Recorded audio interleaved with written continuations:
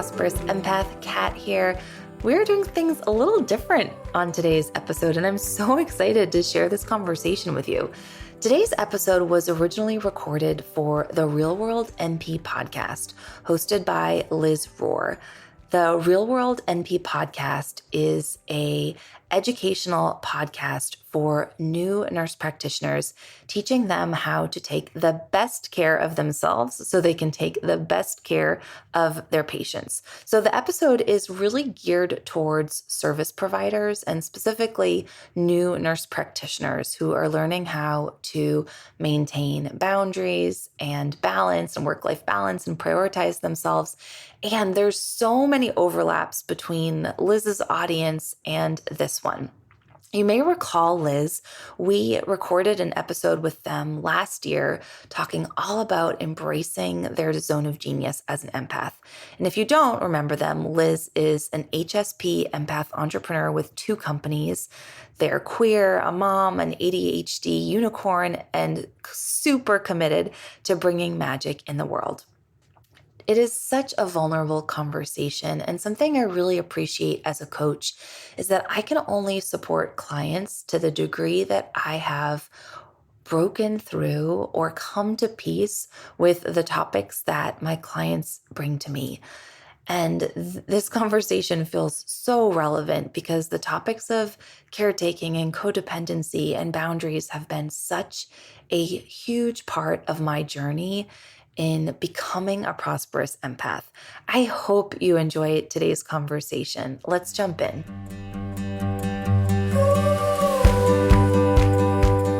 Hello and welcome to the Prosperous Empath podcast, designed especially for empaths and highly sensitive entrepreneurs just like you who are committed to achieving holistic success. I'm your host, Catherine Wood, Master Certified Coach, author, mastermind leader, and founder of Unbounded Potential, a boutique coaching firm for empathic entrepreneurs.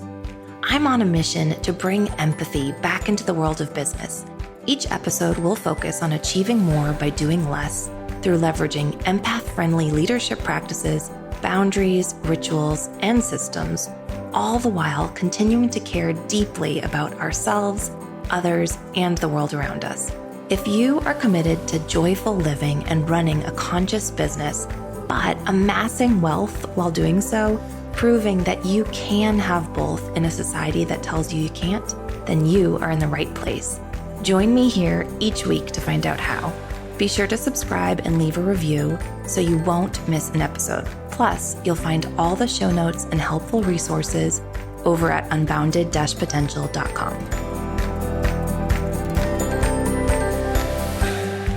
Oh, I'm so excited for this conversation. I'm always excited for podcast episodes. I feel like I say that all the time, but this is so fun. This is so fun. Thank you so much. I feel the exact same way. I say it like every time, like, I'm so excited for this conversation. I'm so excited for today's guest. I feel like I need to stop saying that. It's so good. Okay. So I guess to set some context. So this episode, at least we're going to be sharing this to both of our podcasts, but just it's kind of framing it from the perspective of the real world NP community for nurse practitioners. It's a little bit of a different conversation than I've brought to the podcast so far. And I think that one thing that's really occurred to me this year, especially 2023, is when we're recording it. I think it'll be published later. But one thing that's really come to me is that with real world NP, the mission is not just about all of the nuts and bolts of what it takes to become a nurse practitioner in the real world, of like going from graduation to the real world and like navigating, diagnosing new conditions and how to do billing and coding. Like it is about that. But I think there's such a larger part about it that I think we need to talk more about, especially after the pandemic peak, right? Because we're still in the middle of stuff. But like, I think that's one of the pieces that I'm really feeling called towards is like, what does that healing actually look like? For caregivers, because I think it's part of that larger conversation of burnout prevention. Because at least for my community, what I see is that people go in with like so much ambition and, such lofty ideals and goals, and the spirit of it is so strong. And heartbreakingly, what I see for people is that they go from this like bright-eyed, bushy-tailed perspective into burnout before they get to that 3-year mark of competence. But I think I think that this is a different type of conversation because it's really touching on that deeper part, that deeper work that goes into the burnout prevention. It's really not just about eating enough, eating square meals, healthy meals, drinking enough water, getting enough sleep. There's actually a lot of inner work that happens. And it occurred to me that you and I have done so much work together over the last couple of years. And I really wanted to talk about this concept of caretaking, codependence, boundaries, and what does that even mean? What does that look like? And the thing that it's coming to me is how do we healthfully be a caregiver? How do we be a caregiver in a healthy way that's supporting our well-being? And what is it we just said before we started recording? Losing ourselves without losing ourselves. Is that what we said? That's what we said. Yeah. And it's just, I feel and just again, before we jump into the conversation, so for some more context, there's this book that I recommend all the time when nurse practitioners come to me about burnout and compassion fatigue, and it's called To Weep for a Stranger. And it talks about, I think it addresses that piece of what is it that adds to this experience of burnout. And people think that it's this one thing on the top, but really underneath it kind of gets to that piece of, why are you doing this in the first place? What does this mean to you? And where are you coming from it? Are you coming from it in a place of solidity in yourself, or are you losing yourself in the caregiving, which is what is contributing? So that's a lot of backstory, but I think that this is relevant whether you're a nurse practitioner, you are some sort of service provider, caregiver. But I would just love to talk with you, just a very informal way, talking about I don't know, where do you want to jump in with that? Maybe where do you want to jump in? Do you want to talk about what caretaking is, the context of how this came up? I guess one last piece of context is that when I was in the middle of this and you introduced this concept to me, I was no idea that this was a thing. The way I was behaving in this way is just the way that I feel I was socially conditioned, socially female raised. And then also being in a caregiving profession, it was oh, this is just what we do. And this is what all society tells us to do. And then you were oh no, this is a thing. This specific way that you're acting is a phenomenon, and it can be this way or it could not be this way. So yeah, you jump in. What are your thoughts? Okay. So I guess I want to just provide a little more context of why this conversation is so important. 100%. Because, as a coach, I work with a lot of caregivers in healthcare and also in the service providing industries. And I think one of the most important reasons that we all need to get a grip, to get a grip on our caregiving tendencies, is for longevity. Mm-hmm. Mm-hmm. Because I see so many caregivers leaving the service providing industries because they haven't found a way to be of service without losing themselves in the process. And so I think if you have a commitment to maintain your profession in the long term without the burnout, without the compassion fatigue, and without leaving the industry altogether, 100%. then this conversation is absolutely essential. Yeah. Really, really, really, really. And it's wild because I think the thing that strikes me about it is it's just it's so prevalent and it's so hidden at the same time. So yeah, how, for me at least, the context of that it arose was that I think it was in relationship with somebody and we were talking about oh, that's caretaking. Do you want to start there and give an example of what this looks like? What exactly we're talking about? Absolutely. So caretaking is a tendency in relationships where we are taking care of someone else in order to feel good about ourselves, in order to feel a sense of value, a sense of worthiness, really to boost up our own self-identity, right? So it's I am doing something to you or for you in order to feel good about me. So whether it's problem solving, fixing, helping, providing solutions, I'm sure your community knows how badass of a business owner you are. So you I don't have, know if they do, like, but you in particular, y'all, Liz is an amazing master business mind. Like, she is a visionary. And one of the gifts of being a visionary is you're filled with ideas. And so you just want to share, like, you want to share your gifts. And when you're sharing your gifts and giving to others and filling up someone else's cup while emptying your own, that's caretaking. It's an energy imbalance. It is a recipe for burnout or exhaustion or fatigue or bitterness or resentment in relationships. And we so often think that when we care for other people, like, we do this a lot, I think, in romantic partnerships. I know I used to, for sure. We think that our partners are going to show their love in the same way. Like, oh, I just need to give. I just need to help. I just need to, clean up, buy them gifts, like, whatever, depending on whatever your love language is or how you express your love, like, that your partner will reciprocate. When in reality, like, caretaking is often a function of our egoic minds, of our fear-based selves that haven't fully developed the capacity to ask for what we need directly, or to know what our enough, what our enough maximum is. Like I always say that we can give to someone else to the cap where we don't feel resentment or a transactional, like, expectancy from our partner, right? So I imagine many of your listeners identify as empathic or are very heart-centered, caring natured. So I'm very much an empath, and I know you are too. And so we have a natural predisposition to give, to want to help, to want to be of service, to want to care for other people, which is a beautiful gift.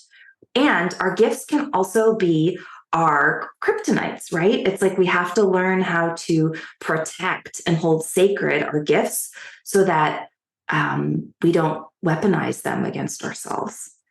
And so the way I always say it is, like, I can give to my husband, to my clients, to my friends, to my family, until that limit where I expect something in return. Because when I pass that limit, then I'm not giving from myself. Like, I'm not giving from my own inherent desire or urge to care or help or love. I'm giving because I expect something in return. And that is crucial. So actually, I don't know if I shared this with you, but I'm having another episode coming up about covert contracts and drama triangle, which is also part of this dynamic. So we can totally touch on covert contracts, because I feel like I could talk about that for ages. But yeah, I think what I'd really love is, especially, so what I'm thinking about is for nurse practitioners, this may be a really novel conversation for people. And I think it can be hard sometimes to parse out. It's like, oh, well, that's part of my job. Like, I am a caregiver. Like, I'm here to help people and support them and guide them and all this stuff. And I think that's why it also gets super messy, because it's like, it is inherently part of the job that you are giving and being of service. But like, so I'd love to break it down even more with, like, some examples. Like, I don't know, are there any examples you can specifically speak to, whether, like, I guess if you're speaking with the clients that you work with who are in caregiving professions, like, can you think of any examples of, like, I learn really well from examples, and also, like, what's the positive and negative, or what's the opposite of each other?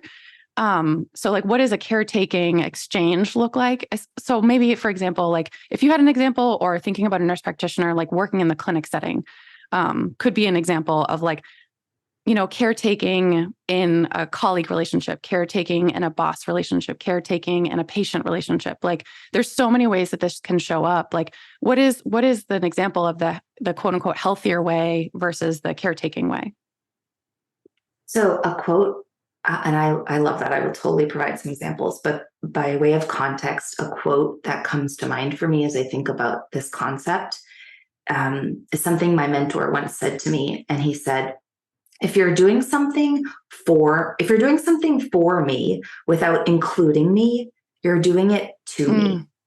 And I feel like that sums up caretaking, yes, right? It's like, so in a collegial fashion, right? Like if you have a colleague who is under-resourced, maybe they don't manage their time well, or maybe they don't get their paperwork done, and you jump in to overfunction for them, whether it's to like help them manage their time on their behalf, to let them know that they have a client coming up, or right, you're doing it for them, right? So you're kind of, you're stepping into that parental role. Yeah, you're making an assumption about what their need is, and you're like taking care of them as if they don't have the ability to take care of themselves. Totally. through a positive spirit, but like, yeah, go ahead. Yeah, absolutely. So you're like literally jumping in to be the hero or the heroine and like do something for them, which is actually their job description, like their responsibility, their obligation to clean up after themselves, or get all of their paperwork in, or manage their client appointments, right? So that is caretaking. So you're essentially you're not relating to someone as your equal. You're relating to them inside of a power dynamic where you assume that you know better, or you could do it better, or you can do it with less efforting, or it would be easy for you to just jump in and help. Now, I think that's how it shows up in the professional, but I think in the personal, it can be so much more, I don't know, like just very, very like transparent. Because if you see a home dynamic where one of the partners is a caretaker, typically the female identifying partner, like there is a sense of overfunctioning in the relationship, where there is a imbalance between household responsibilities and duties. The caretaker typically does more in the house. Maybe she or they multitask better, or can handle more things, or just take on more burden in the household because they're capable of it, or they can do it, or like that's caretaking.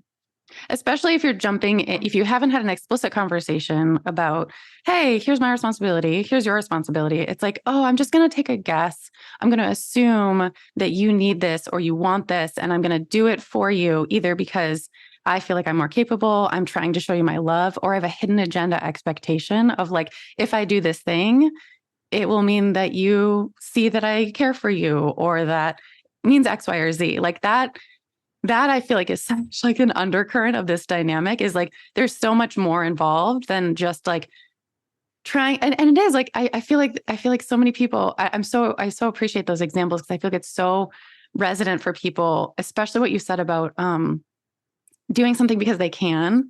Because so many people, especially in the real world MP audience, I think identify with that place of being so capable, being so ambitious, that it's like, oh yeah, no, I can do that. I can do anything. I can do whatever. But it's like, okay, but why are you doing it? Sorry, go ahead.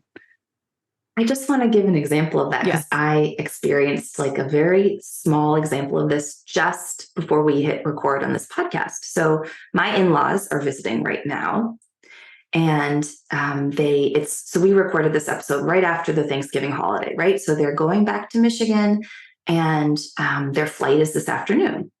And my husband wanted me to drive with him and them to the airport. And I was like, and I could, right? Because I'm an entrepreneur. I have so much flexibility in my schedule. And just because I can doesn't mean I should. And I think that caretaking persona, we often forget that just because we can doesn't mean we should. And so I was like, and my husband knows that I had the time in my calendar, so I could go with him to the airport. It's an hour drive. And I didn't want to. Like, it wasn't actually in service of me to take 2.5 hours out of my afternoon that I had carved out to like have some quiet time after hosting my in-laws for an extended weekend. Like, I'm an introvert. I need that time. And so I lovingly told him, that I wasn't going to go with him. Yeah. And it's hard for him to hear, right? We've been together a decade, and it's still hard for him to hear sometimes me assert that boundary when I'm so often a yes. And I also just want to acknowledge that even after a decade plus of practicing breaking up with my caretaking habits, like I still felt that pang of guilt. I'm not going to lie. Like I still felt guilty. Like I should go. But then I like checked in, like what is actually in service of me in this moment? And it's to stay home and to take care of myself. And, you know, he's learning and he agreed. So we sent them in an Uber and we're both home. Yeah. So I think that's what it looks like. Totally. I'm just trying to put myself in that place of nurse, like, because I just feel like I've done so much work in this area for so many years that I'm just like trying to put myself back into my former self of like just being totally unaware of this. Like, I love that you touch on, because like there's the phenomenon itself. There's like the step of like, what is a different option? I guess I want to pause there real quick and say that like, none of this is in judgment.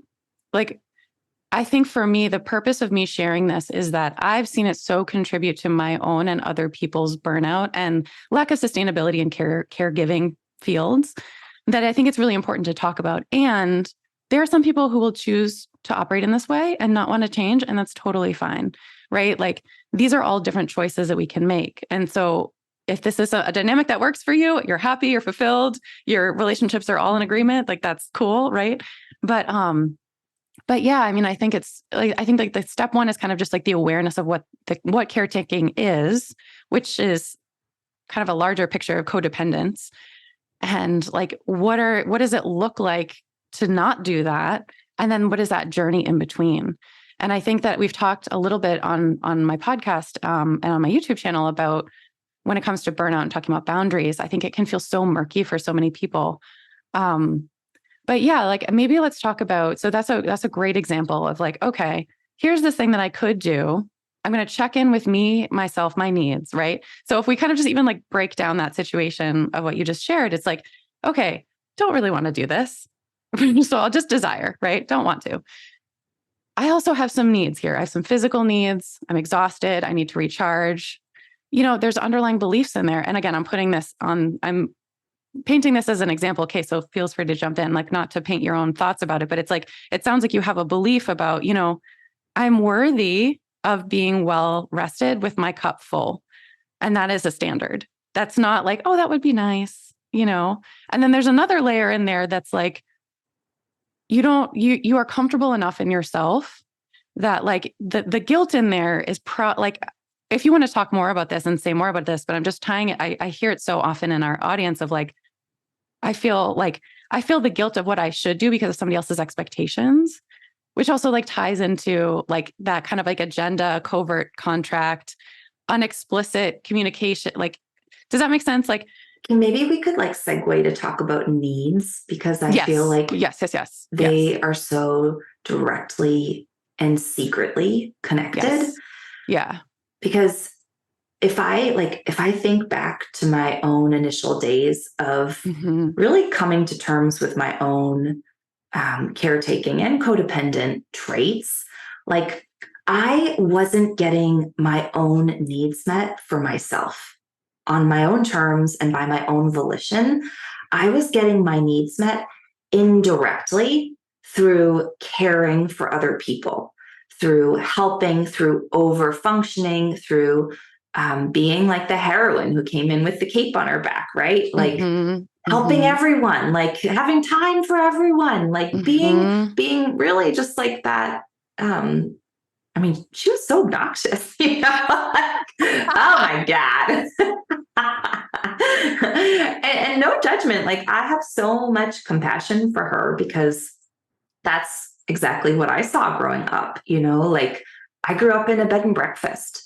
Like we cared for people 24/7, right? Like we were always helping other people, having a smile on our face. How can I help you? What do you need? Like, where do you want to go today? Like, where can I make a reservation for you tonight? Right? Like we always had this mask on. But so I very much like can identify with that part of me that got so much validation and affirmation and approval through caring for other people. But the reality was that, like, I didn't really know who I was. Like, I didn't have a grasp on what my own needs or preferences or desires or boundaries were. And I mean, it's kind of brutally honest to say it this way, but I was using other people to get my needs met. And then I was blaming them for it, or getting resentful at them for it, or bitter towards them because they weren't reciprocating or they weren't meeting me. When in reality, like, I didn't have a voice. Like, I didn't have a voice to say, like, I, I want you to plan a date night next week, and I don't want to have anything to do with it. Or, like, I'm going to clean the house this weekend and fold your laundry, but I really want you to go get the car fixed and not even have to ask about it. Oh my God, this makes me so happy, Kat, because I just love how you can talk about it in such a light way. And I'm laughing because I see myself in that for sure. And I know that so many people will see themselves in it. And I think that, like, that bringing that levity to it is like, it feels so heavy and it can feel kind of gross. Like, I think when we first started talking about it, I was like, oh, I feel so yucky. Like, I'm being actually kind of manipulative. And I was thinking that I was helpful. Right. And it's like, oh no, like, it gets to be light. It's okay. Yeah. And you were manipulative and you were helpful. Right. Like, it is what it is. And it's what we learned. And that's completely okay. And I think having not only a healthy sense of humor and levity around it, but also just a willingness to be transparent and say it like it is, actually helps in overcoming that really, like, unsustainable, for many of us, way of being in relationships.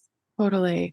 What do you feel like is an inroad, right? So if we've kind of like started with, like, what does caretaking look like? Like, the foundational aspects that are embedded in it has to do with what our needs are. Where do we take it from there? Like, what is that next kind of concrete place that people can go in terms of, like, oh, wow, I see myself in this conversation. Yeah, I am neglecting my needs. Or, like, I'm curious to shift this pattern because I do feel really burnt out. Mm-hmm. What do you feel like would be next for that part of the conversation? So, baseline, to normalize that it is highly likely that you have no freaking clue what you need.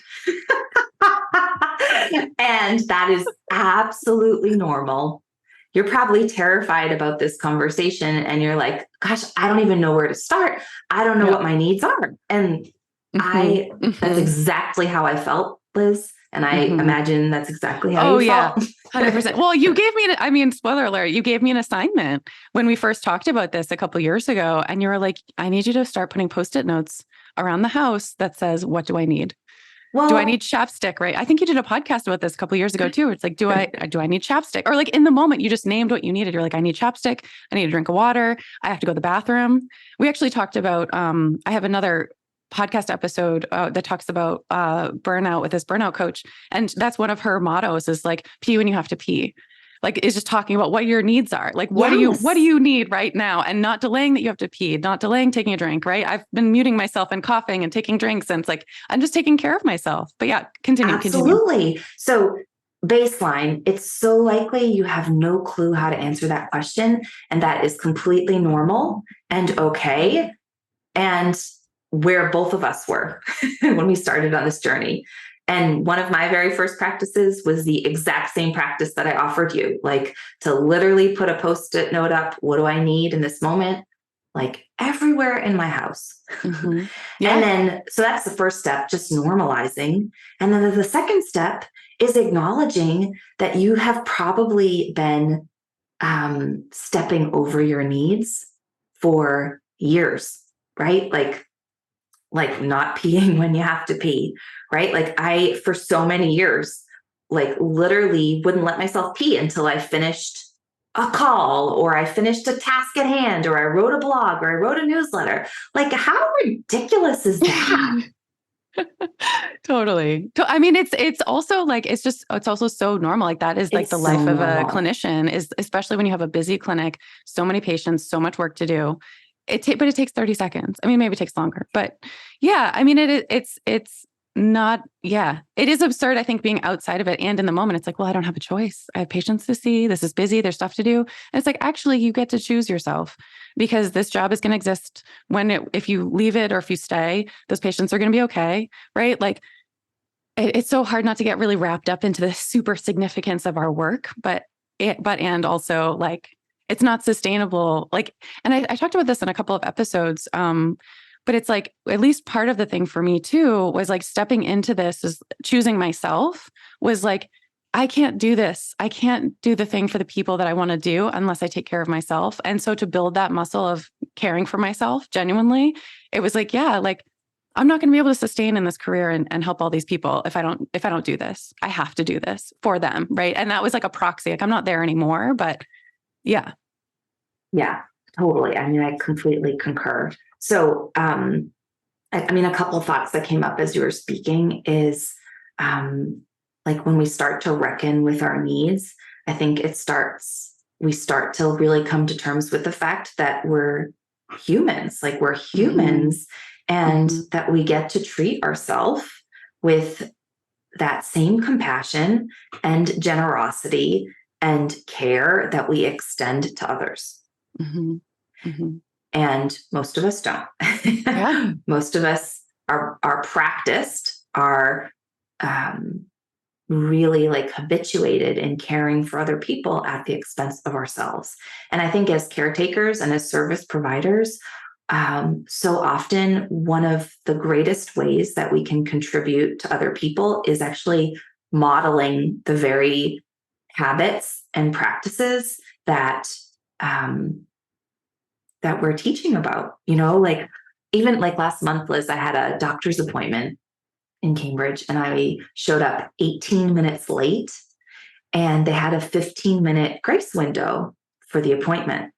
I had scheduled this appointment 6 weeks ahead of time after having rescheduled it 2 months ahead of time. That like this was like a highly emotional appointment for me, and I was late.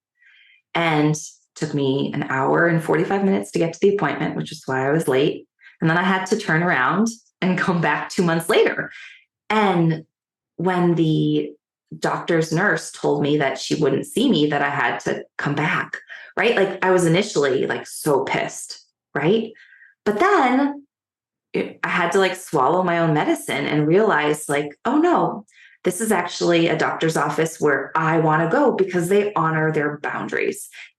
And I can really appreciate that, right? Like she didn't care for me at the expense of herself or her schedule for the rest of the day. Like she honored her appointments and her boundaries around her business policies and her practice. And I really appreciated that after swallowing my own medicine. I guess what I'm wondering is, because oh my gosh, there are just so many places we could go in terms of the conversation. I wonder, do you feel like, I guess I'm debating whether or not, like, I'm trying to put myself in the people's perspective of like, I wonder if, I guess if we can put ourselves back in that place of the novelty of it, do you feel like it would be helpful to kind of connect with other examples of how this shows up versus talking about the steps? I mean, we've given people a concrete step to think about, right? What are my needs? Like, what do I actually need in this moment? And then like making the choice to honor that without I mean, we can still be in a relationship with people, right? It doesn't mean that we have to just like be this total, like, I only do what's great for me all the time, right? It's like we still get to be in a relationship and choose to make compromises and stuff like that. But I guess I'm trying to figure out, what are your thoughts, especially with your audience too? Go for it. So, okay. So far we've talked about this idea that it's likely you don't know what your needs are. Mm-hmm. And you've likely been, getting your needs met through helping other people for a very long time, right? So we're just kind of laying some planks here. Yep. So the next plank is to start to get into relationship with what your needs are, and also starting to build that self-trust around the idea that you actually know what you need. You're just wildly disconnected from your needs. Gosh, I was wildly disconnected from my own needs for so long. And knowing what you need in any moment is just like working out a muscle group at the gym that you haven't worked out in a couple years. You start small, you do some reps, and then you gain strength and resiliency with time. So as you lean into the practice of getting into relationship with your own needs, you will gain more access to more and more of what you need. Right? So like, even if we were to just do that example in this like very moment, right? If I were to tune in this moment and see what I need, like I need to uncross my legs, like Same. really I just put my feet on the floor. have a desire for both feet on the ground. I kind of want a sip of water. Liz is having a sip too. Gosh, after we get off this call, I want to go cuddle with my puppies who've been so patiently sitting behind me. And I want to close my laptop for the rest of the day because this is the only other thing I have to do today. And let's see, what else? And tonight, like, I actually want amazing quality time with my husband because I feel like I've been sharing him all weekend. Now, I will say that, like, that probably took a couple of years for me to be able to list out all of those things. And those are pretty simple. But when we become so predispositioned in our relationships to defer our own needs to the needs and preferences of other people, we actually have to like take the reins back, right? Like, and I think such an easy example is like, think about when you go out to a restaurant. Oh, this used to be such a contentious topic. I was just going to say that. Yeah, go ahead. Like, because my husband is a huge foodie and he would always want to go out to dinner when we first started dating. And he would be like, what do you want? And I was like, no, like, what do you want? No, what do you want? And it was like such a hot button. And it was so hard for me to actually pause, tune in, and come up with 2 or 3 restaurants where I would be delighted to go out. Like, for so many years, all we had was pizza or calzones because that's where we finally ended because I wouldn't just pause and think like, I want a salad tonight. It's so tragic, right? Yeah. But that's like, I just really love that you're giving these examples though, because I feel like I've done a lot of work on this too. And I feel like I'm at that point too of like, I can name those things. But then like, I just love that was those things are so simple and it's so hard. Like, I just really love that you're normalizing that because I think there's just like also a lot of shame around it of like, oh yeah, like, and also this deservingness piece. I think that that's like a real sneaky thing in there of like, I don't deserve those pieces. So I love that. I love that. Okay. So let's take it to the next level because I feel like in the journey of, kind of coming to terms with your own caretaking tendencies, it really requires you to get into relationship with yourself. Because I think one of the consequences of being a caretaker and sometimes being codependent is that we don't really know who we are. And it can be really hard to enjoy resting, enjoy spending quality time with ourselves, taking ourselves out on a date, and not being helpful or like productive, right? Like breaking up with your productive tendencies and learning how to enjoy rest or doing what you love or pursuing a pastime or a hobby is a real journey. And it's also incredibly liberating. And I think it can be the path for many of us who identify as givers to really find that balance. by getting back into relationship with ourselves. Yeah. And that's really novel, I think, in our culture. Like at least I just don't feel like that's something that's talked about in the US. Yeah. Yeah. People's own individual humanity is really glazed over.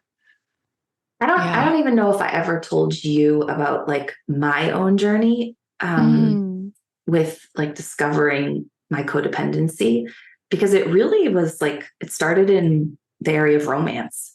Like mm, I lost myself in all my romantic relationships prior to meeting my husband. Every single one of them. yes. Like I I'm didn't laughing because know yes. who I was. Mm-hmm.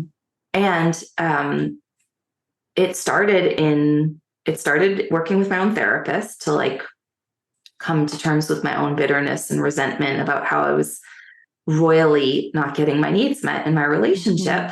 Mm-hmm. Mm-hmm. Um, to ending that unhealthy relationship, and then that's kind of where coaching started. And I was like, okay, now what do I want? Like I've let this go, now what do I want? And I Mm-hmm. was so grateful for it, because really um, healing, because I don't actually know if we labeled this, but the caregiving trait for when it is unhealed is it's a self-abandonment wound, right? It's like we abandon ourselves when we are routinely giving and taking care of other people.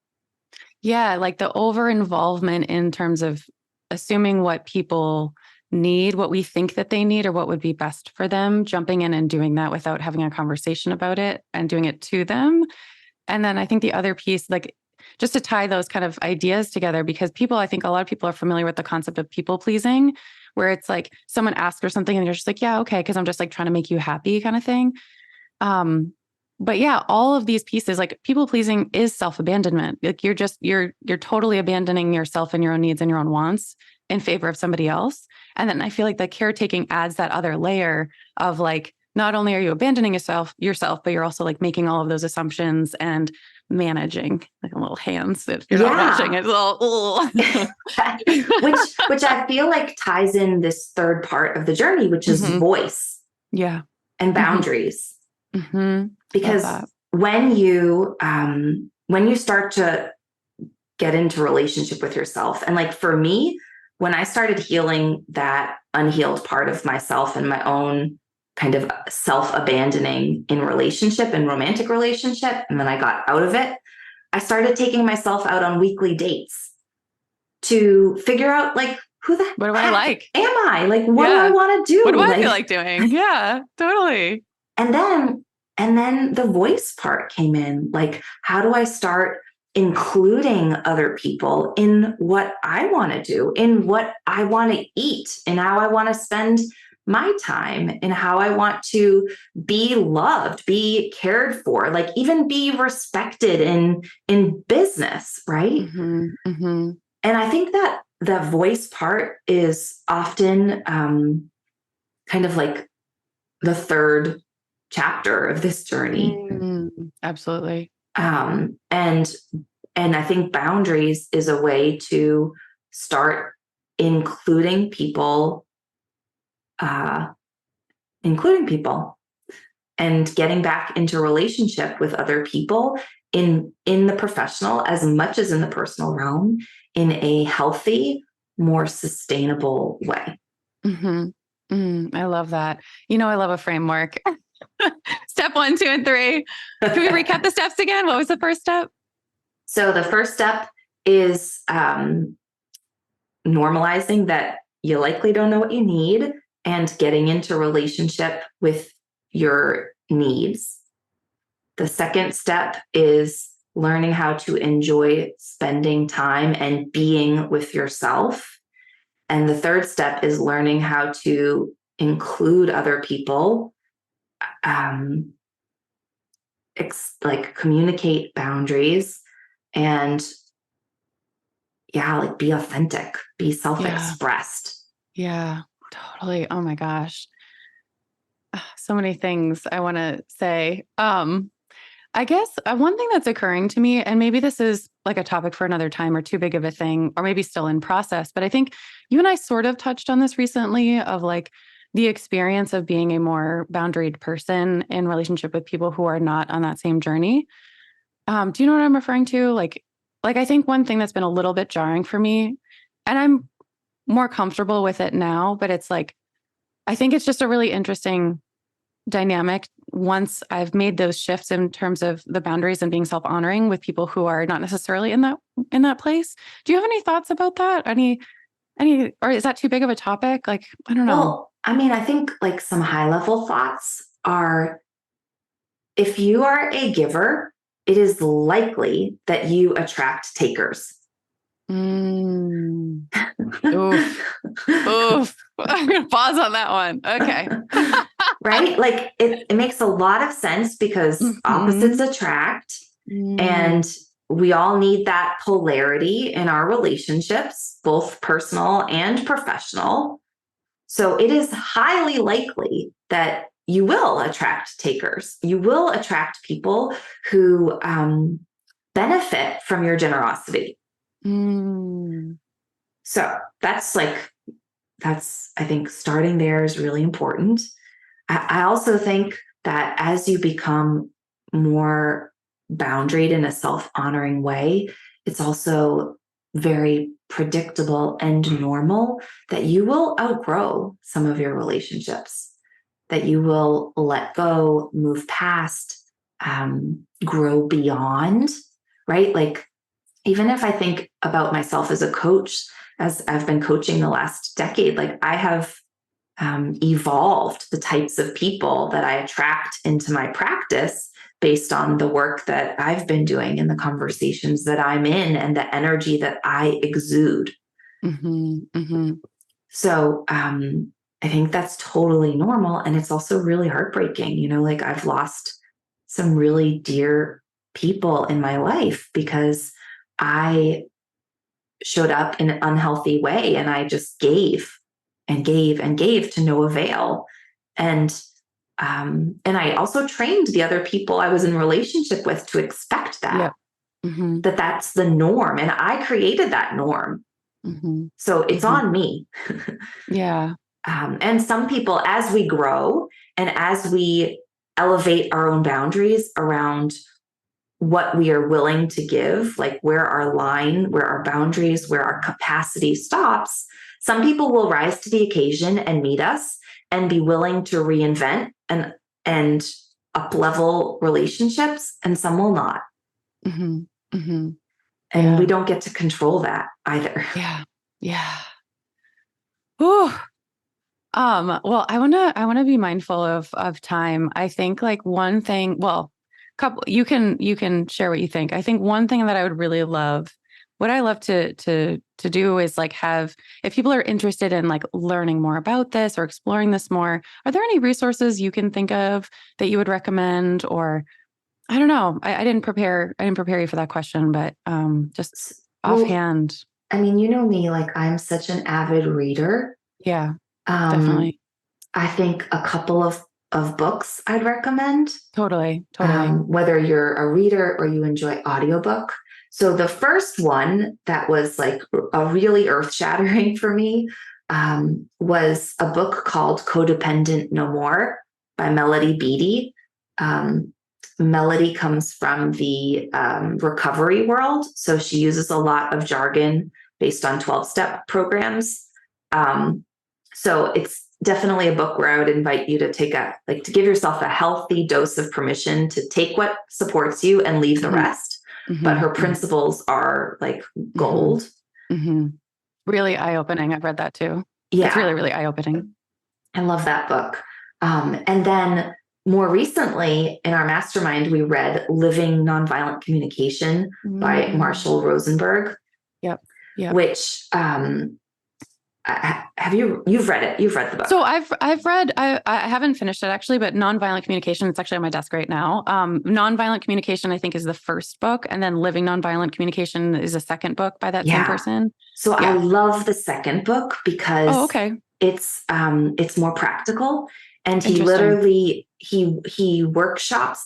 I mean, it's a very business savvy book. Like he literally has many of his conferences and workshops and seminars transcribed. And then he takes the work he does with attendees and he inserts it into a book. So it's great. Wow. Business model. Wow. Yeah, totally. But I also really love it because he actually walks you through how these conversations go and how this book specifically relates to our conversation is that his framework, like the framework of nonviolent communication, is based on this very foundational concept that most of us have tragically unmet needs. And because we have tragically unmet needs, we create harm in our relationships. We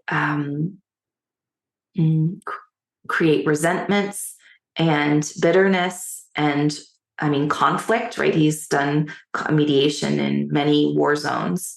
But it's based on this foundational concept that most of us have tragically unmet needs. We are tragically disconnected from our needs. And the whole model in his book is a framework around helping us to get reconnected with our needs and learn how to connect our needs with our feelings and then make requests. Yeah. I was going to say, in terms of, to sum it up, well, this is the main piece that I've been using in my personal life, which is, it's like whenever you're communicating with somebody about a need, it's like, first step is I notice that blah, blah, blah, blah. I feel, here's how you feel about it. Here's what I need. And what's, I think, been interesting is in these conversations I've been having with people is like, what does a need actually mean? And it has to do with like me, myself. It's not like, oh, I need from you to do blah, blah, blah, blah. No, that's actually a request. You is not a need. That's not a need. That's a request. And so I need to feel safe in this conversation. And I would request that you lower your voice. Right. Or would you be willing to would you be your willing? Voice? Yes. Yeah. So yeah, we just use a straight up I request. And then the other piece of it, and I've talked about this with Wees. I feel like you and I've talked about Wees, but we've talked about how the book doesn't, I don't know if it necessarily addresses this, but like just because someone makes a request does not mean we have to do it.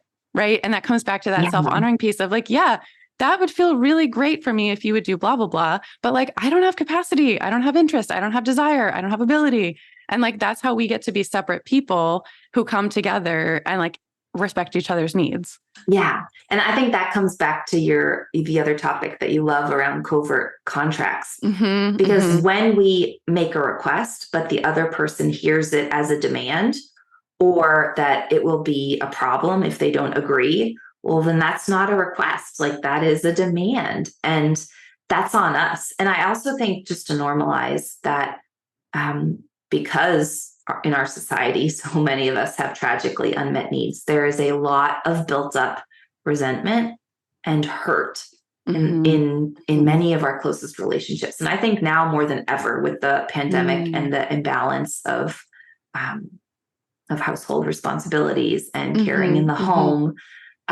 So there's a lot of built up anger and pain there. So it's highly likely that as you start to practice asking for what you need, it's likely not going to be met with an open-heartedness or willingness or generosity at first, right? Because there's going to be this like just very natural expectation that, oh, you don't really mean that.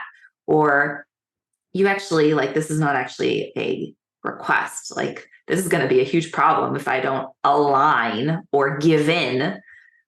So it's a practice and it takes time. And I think a really good gauge is a gauge to know you're on the right track.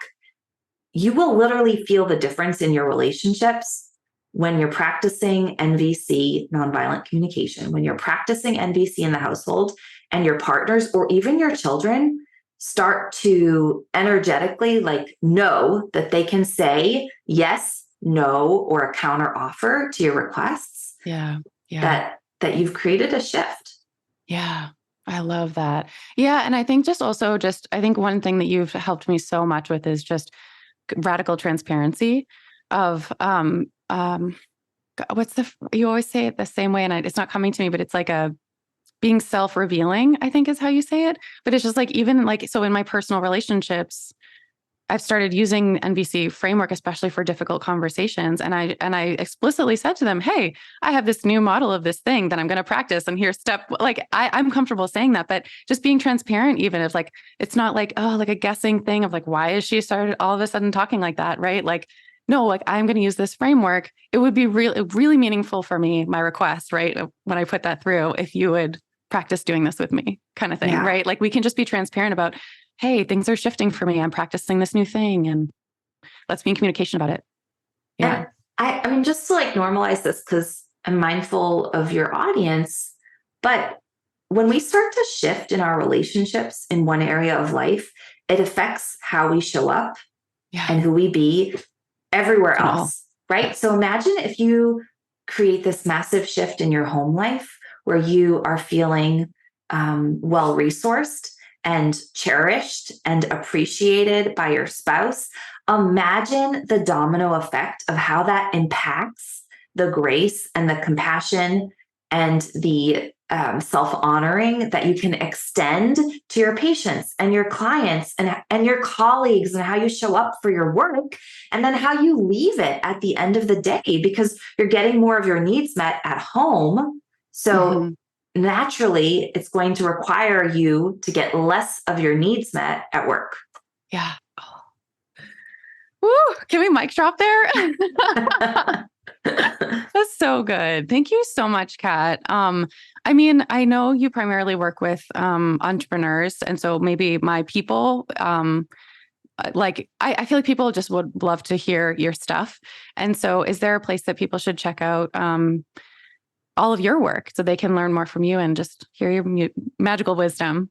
I mean, I feel like the podcast is the first place I send people, because I think you get the most intimate experience. So my podcast is the Prosperous Empath, and I think that's a great place to take what supports you. Some of the topics may not feel as relevant, but others absolutely will.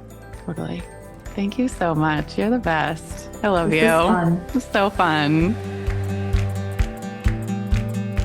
Thank you so much for listening today to this episode of the Prosperous Empath podcast with me, Catherine Wood. Make sure you subscribe and leave a review so you don't miss an episode, and so more empaths just like you and me can find the show. As a thank you, each month, one lucky reviewer will receive a 60-minute coaching session with a member of our Unbounded Potential team. You can find all the show notes and bonus resources over at unbounded-potential.com. Thank you so much for listening and locking arms with me to bring empathy and prosperity back into the world of business.